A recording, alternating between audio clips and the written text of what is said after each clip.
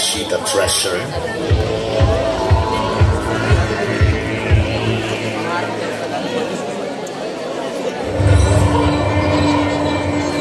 Isang dapit hapon,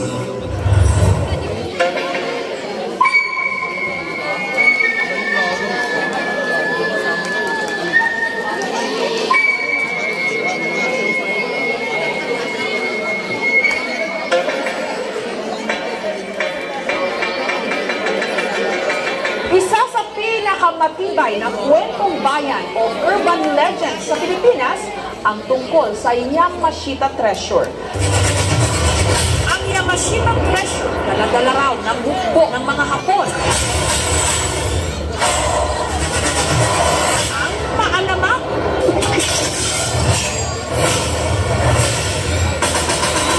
ay Yamashita Treasure.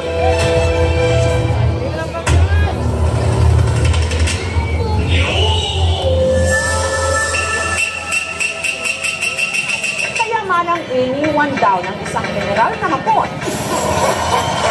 Sa pamumuno ni Lieutenant General Tomoyuki Yamashita, binaon ang mga kayamanan.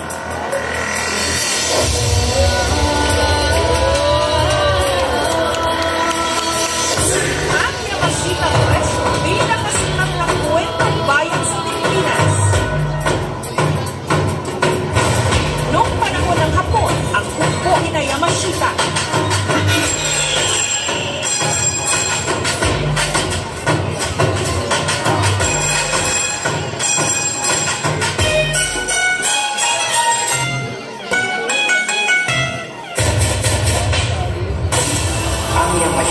Treasure ay isang maalaman na kwento patungkol sa mga napakadaming kayamanan na naitago pa ng mga Hapones.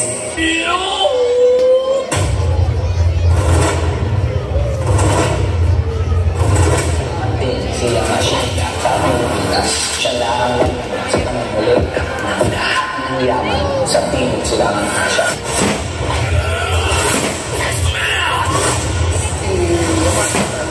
Overall commander ng Japanese Imperial Army sa buong Pilipinas.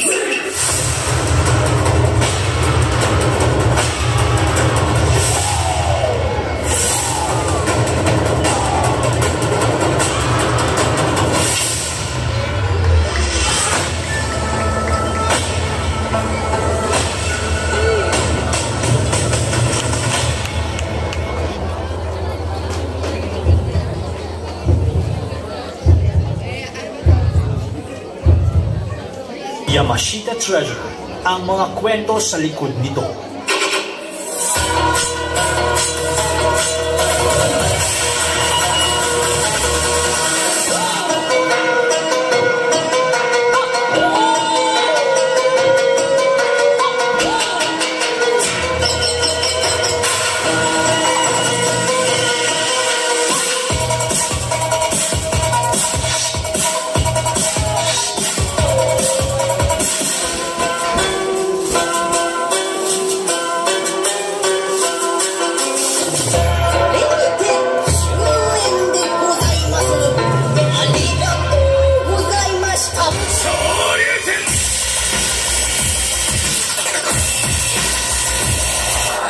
Common peace.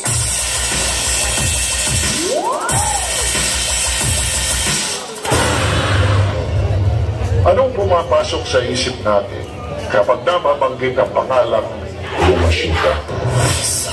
Sa mga makukonsiderang magaling, kinakakatakutan at walang hawang general ng salitang lakas noong kanyang kapangyarihan.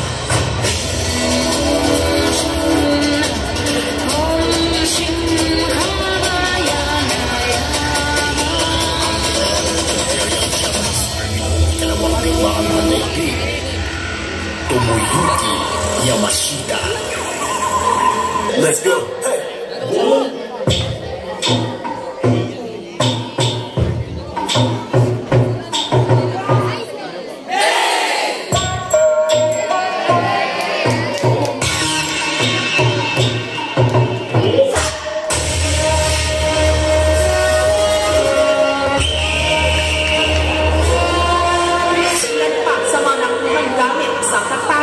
Japanese sword.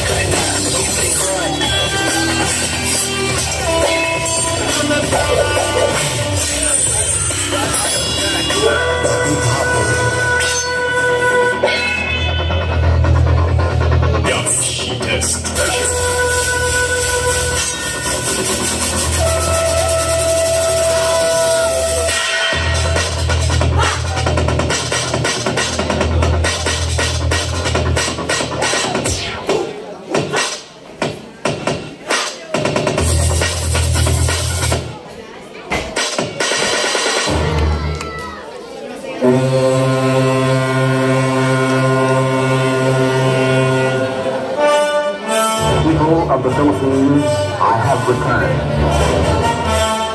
Our forces stand again on Philippine soil. Naalala mo ba, nangako si MacArthur na babalik siya sa Pilipinas para palayain tayo sa mga Hapon? Ang tanong, bakit? Usapan na sila kung kaya nilaman ni Yamashita.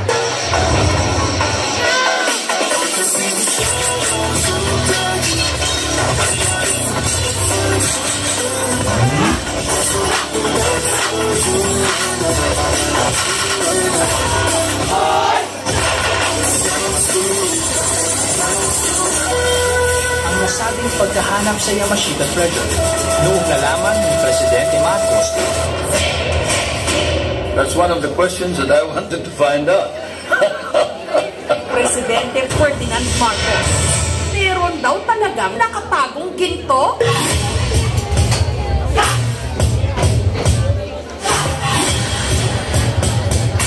Napag-uusapan lang din kasi ang tungkol sa ginto. Ilan pa sa mga nakuhang gamit mula sa pano, isang katana o Japanese sword.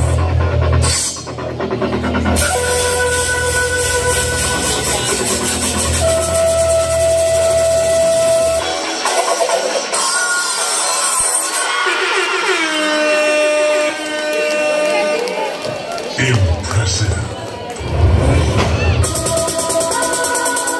Ito ang kwento ng gintong kayamanan ni Yamashita. Yamashita's treasure. At ito ay pag-aari lahat ng Pilipino sa Pilipinas.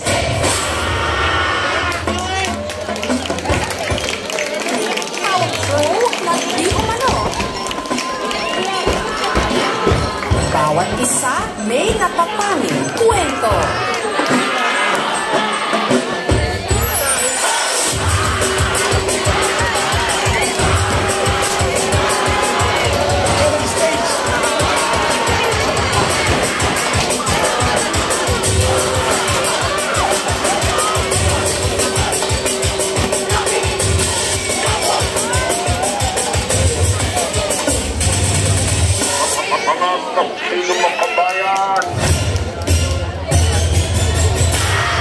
Ang dating hapon. Tunay ngang napakayaman ating kasaysayan. Sana'y maingatan ating mga Pilipino.